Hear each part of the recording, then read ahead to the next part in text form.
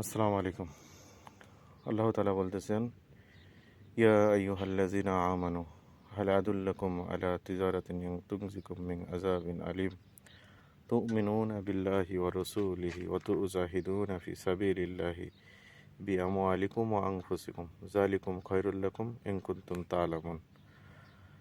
আল্লাহ তাআলা বলতেছেন, আমি কি তোমাদেরকে এমন একটি ব্যবসার কথা বলবো না যেটা তোমাদেরকে জাহান্নামের সেই কঠিন আযাব থেকে রক্ষা করবে। আর সেটা কি? প্রথম তোমরা আল্লাহ তাআলার প্রতি বিশ্বাস করো এবং তার রাসূলের প্রতি। তারপরে তোমরা কি করো?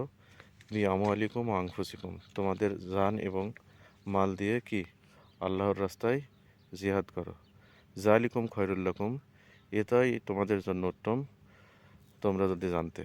তাই আল্লাহ তাআলার যে আয়াতগুলো সেটা আমাদের জন্য কত বিস্তারিতভাবে বলে দিচ্ছে আমাদের কী করা উচিত, কিভাবে চলা উচিত। তাই আমরা সেভাবে আমাদের জীবনকে গড়িয়ে আল্লাহ তাআলা আমাদের পুরা জীবনকে সুখী এবং সমৃদ্ধির পথে নিয়ে যাবে ইনশাআল্লাহ। আসসালামু আলাইকুম।